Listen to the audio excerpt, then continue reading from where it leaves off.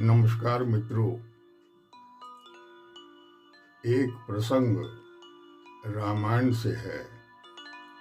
ये भगवान राम, माता सीता और लक्ष्मण जी के वन गमन के समय का प्रसंग है। बड़ा ही कारुणिक और मन को बोझिल करने वाला प्रसंग है। इसको ही हम इसी की विवेचना थोड़ा सा करेंगे, इसी के बारे में बात करेंगे। माता सीता जी प्रभु श्री राम जी से कह रही हैं कि प्रतिक्षण आपके कमल रूपी श्री चरणों को देखकर हमें रास्ते में चलने में कतई भी थकान नहीं होगी।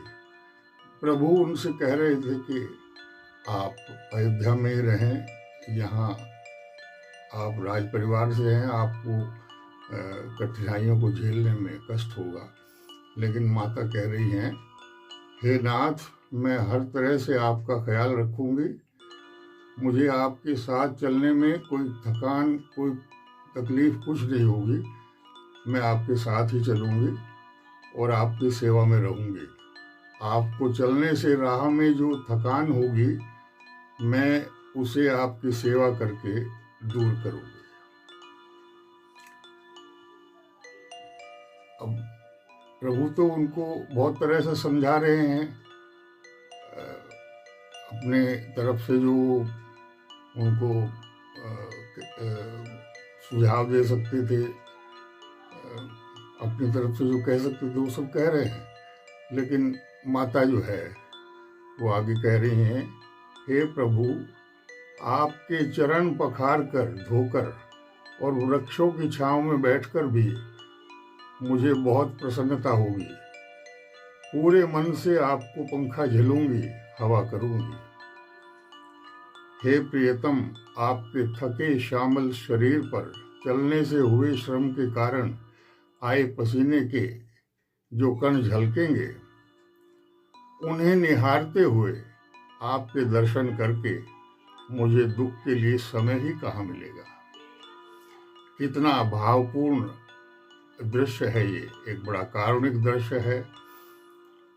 संकट का समय है, लेकिन पिता के वचनों का पालन करने के लिए प्रभु वनगमन को जा रहे हैं, वन गमन के लिए प्रस्थान कर रहे हैं। तो उसी समय बड़ा कारुणिक प्रसंग है, मन को पीड़ा भी होती है, बहुत बोझिल है। आगे माता कह रही हैं कि घास फूस और पेड़ों से गिरे पत्तों को बिछाकर मैं आपके पांव दबाऊंगी। आपकी मृदुल मोहनी जो छवि है, उसे निहार कर मुझे हवा भी छू नहीं पाएगी।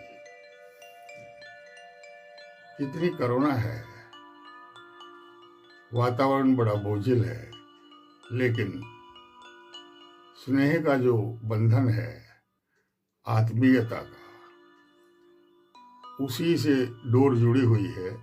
और इस तरह से वो समझाना बुझाना और माता अपना पक्ष रखना माता का, ये सब चल रहा है।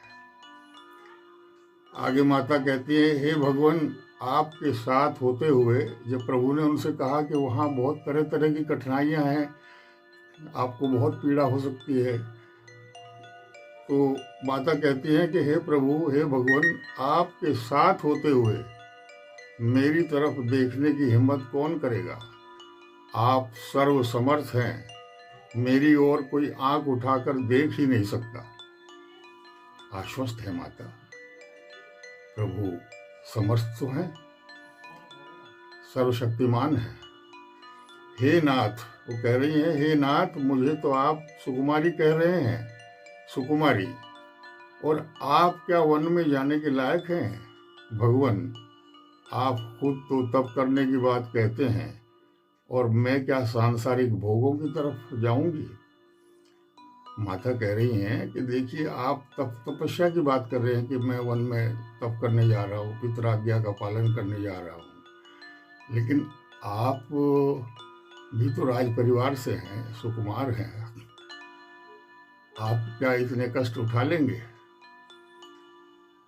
फिर माता अपने मन की पीड़ा भावनाओं की अभिव्यक्ति कुछ इस तरह करती हैं, ऐसी कठोर बातें सुन के भी अगर मेरा दिल ना फटे, मुझे पीड़ा ना हो, तो लगता है कि मैं भीषण वियोग का दुख सहूंगी।